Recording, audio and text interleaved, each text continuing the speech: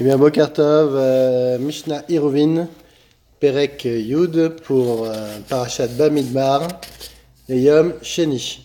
Donc, on va parler des travaux agricoles interdits à l'approche de l'année sabbatique, ainsi que ce qu'on peut faire sortir du Reshut Harabim. Voilà. Donc, Amotzit Tefillin. Mernisin Zug Zug. Rabban Gamliel Omer, Shnaim Shnaim. Donc quelqu'un qui trouve des tefillin Shabbat. Et donc on dit qu'il peut les mettre comme un habit et les porter. Donc il met le tefillin Zouk Zouk, donc le tefillin du bras et le tefillin de la tête, et il va se déplacer dans les Reshut Harabim et les amener dans les Reshut HaYachid, il n'y a aucun problème, c'est comme un habit. Rabban Gamliel Omer, Shnaim Shnaim. Non, il peut même en mettre deux.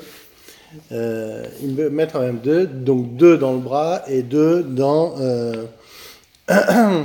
deux sur la tête. Donc là, on peut voir peut-être un petit remèze pour voir qu'en réalité, il y a des personnes qui mettent effectivement deux téphilines sur la tête et deux téphilines sur le bras et qu'on a le droit de le faire.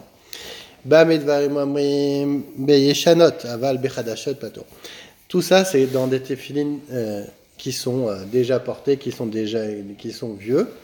Par contre, si c'est des neufs, on ne connaît pas leur consistance, on ne sait pas si c'est une kémia, on ne sait pas si c'est quelque chose de sérieux, et donc il vaut mieux s'abstenir de les mettre.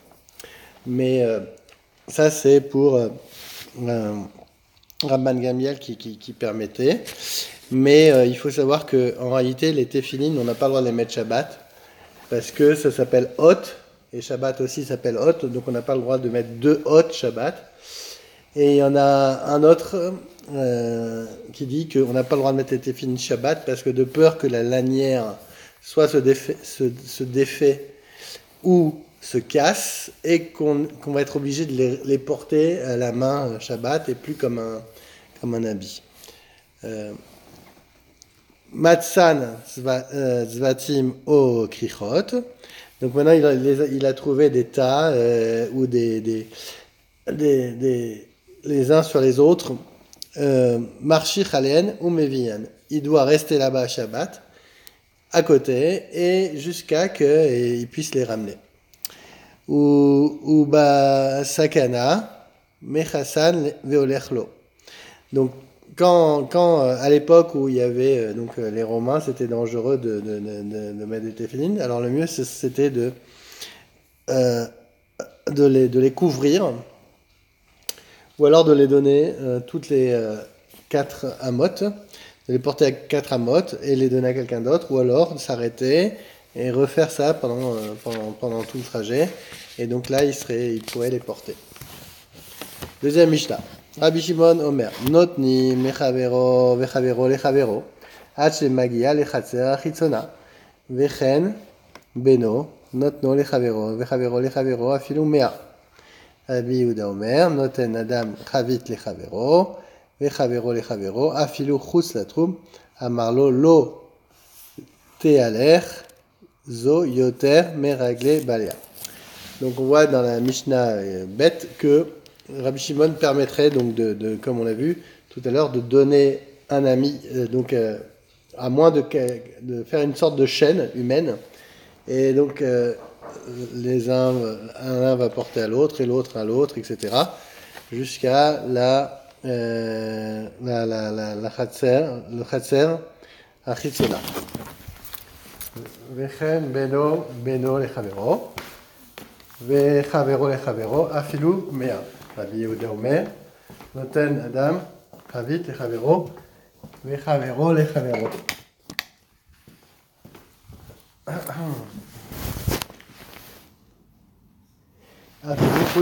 Donc maintenant, on voit que on peut même dépasser le troum pour quand il s'agit donc le troum, on a dit que c'est 2000 amas à partir de la dernière maison. Donc il peut parcourir 1 kilomètre.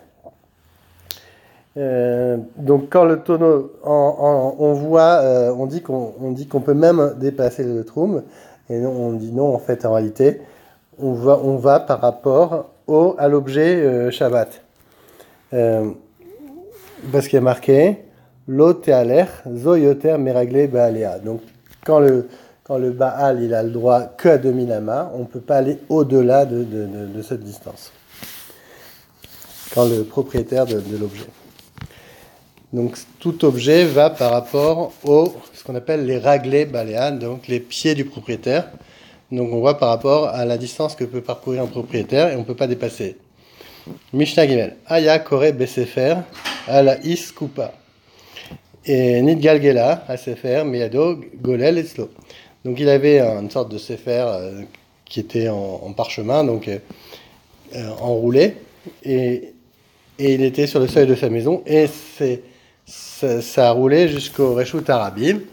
Alors là, on voit qu'il a le droit de retirer la galgal, donc d'enrouler le sefer, malgré qu'il a dépassé Arba Amot. Ayakore Berosh Agag, Venit Galgela Sefer Meado, Ad Shelogia Leasarat Fahim, Golel Eslo. Donc on sait que donc il est sur le gag, il est en train de lire son Sefer. Là j'ai mes 10 Tfachim, donc c'est cette hauteur. Ici ça s'appelle au-dessus de Reshut de 10 Tfachim, ça s'appelle Carmélite ou Makom Ptour. Makom Ptour. Donc, et là, c'est entre un Reshut Arabit et un Reshut Ayachid. Donc, si le Sefer est arrivé jusqu'ici, il est tombé. Donc, c'est un rouleau, hein. Donc, il aurait le droit de le ramener. Parce que ici, j'ai mon Makom Ptour et là, j'ai mon Reshut Ayachid, donc j'aurai le droit. Par contre, s'il est arrivé jusqu'en bas, donc là, il pourrait plus parce que on est bevadaï dans un reshut à Yachid et là, ça serait interdit. À Rabim, et ça serait interdit. Ayakore berosh agag, mengalana, ad shelo igia leasara tfachim, golel eslo. Keshagia leasara tfachim, offro al ktav. Maintenant, quand il est arrivé au-dessus il doit retourner le ktav pour ne pas qu'il se salisse par la poussière. Rabbi Yehuda Omer, afilu en mesulak minaretz ela kimlo machat golelo eslo. Non, par contre, Rabbi Yehuda lui dit non, si c'est décifré Kodesh, on aurait le droit, même si ça arrivait même à une distance d'une machat, d'une aiguille, donc une toute petite distance de la terre, on a le droit de le ramener. Rabbi Shimon Omer, afilu ba'aretz asmo golel eslo, shen lechad devar mishum jvut, omed mifne ktav hakodesh.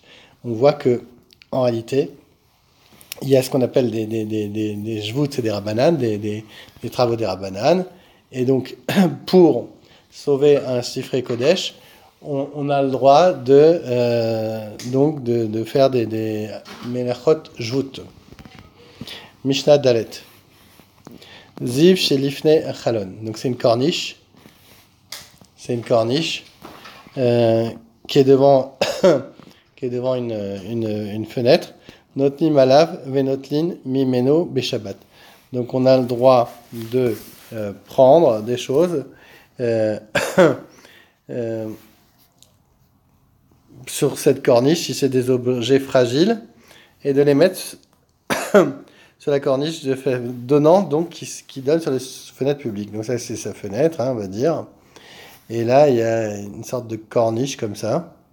Donc là il peut mettre des objets fragiles, une cruche, des verres, etc. Et il peut les rentrer même et les rentrer à l'intérieur de sa maison. Donc il n'y a aucun problème.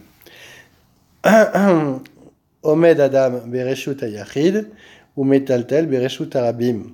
Bereshut arabim ou metaltel bereshut ayachid bilvad sheli otse chutz me'arbamot. On sait que pour être hayav, il faut de porter. On n'a pas le droit de porter plus de arba amot. Donc ça fait à peu près 2 mètres. Hein. Donc d'un domaine privé vers un domaine public et d'un domaine public vers un domaine privé. Donc, ça c'est une chose que l'on connaît déjà depuis les autres Mishnayot. Lo yamod adam bereshut hayachid veyeshtin bereshut harabim. Bereshut harabim veyeshtin bereshut hayachid. Vechen lo yeirog, Rabbi Yehuda Omer, af mishenitlash roko bepiv lo yelech arba amot ad she yarok. Donc on voit qu'un homme n'a pas le droit d'uriner d'un reshut hayachid vers un reshut harabim, donc d'un domaine privé vers un domaine public, et pareil d'un domaine public vers un domaine privé. Et de même, il n'a pas le droit de cracher d'un domaine public vers un domaine privé. Rabbi Yehuda Omer, lui, dit que quand il a un crachat qui est à l'intérieur de sa bouche, une sorte de boule comme ça, il n'a pas le droit d'aller à Arba Amot parce qu'en réalité, il porte, c'est comme une charge qu'il a dans sa bouche. Donc, il n'a pas le droit de porter ce crachat qui est dans sa bouche. Lo yamod adam bereshut hayachid veishte bereshut harabim. Bereshut harabim veishte bereshut hayachid. Et là, imken, irchnis rosho verubo limkom chez où choté. Vechen bagat. Alors, on n'a pas le droit de se tenir dans un domaine public et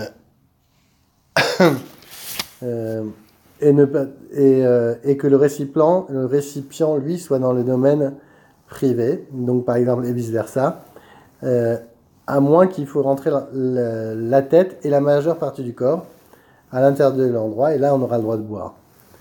Et pareil pour celui qui rentre la tête et la majeure partie du corps dans un pressoir, il a le droit de boire du vin, même s'il n'a pas prélevé le maaser.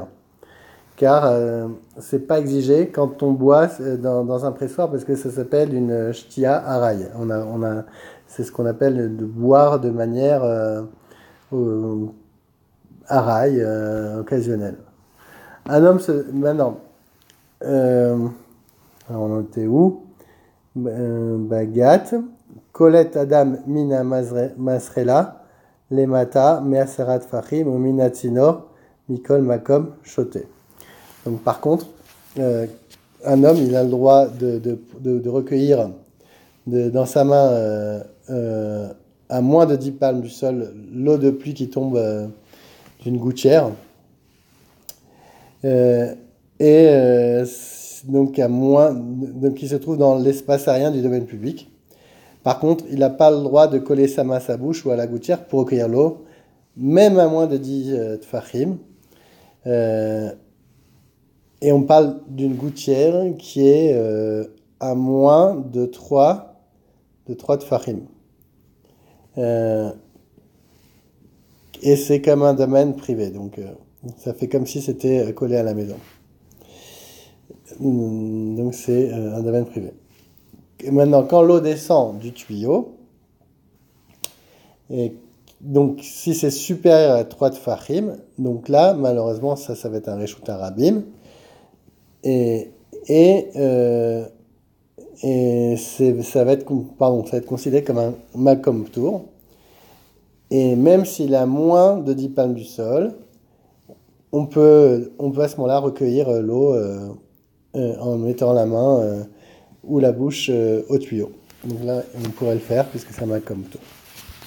Donc on va continuer sur les makom tour. Mishnah Zain. Donc on a dit makom tour, c'est un endroit semi-public, semi-privé, quoi. Donc c'est alors bor bereshut harabim. Donc là j'ai mon puits dans mon reshut harabim, hein. Et vechuliato gavoa asarat fachim. Et donc il y a une sorte de margelle tout autour qui fait 10 fachim. Chalon shal gaba melin et meno beshabbat. Donc moi j'imagine donc que j'habite ici, j'ai ma fenêtre, j'ai le droit de descendre un seau et de puiser de cette eau. Pourquoi? Parce qu'en fait je suis en fait dans un reshoot ici, comme c'est 10 tfachim, au-dessus de 10 tfachim, ici je suis dans un makom tour, et comme c'est un makom tour, j'ai le droit de transporter d'un makom tour vers mon reshoot à Yachid. Donc il n'y a pas de problème. Alors maintenant pareil pour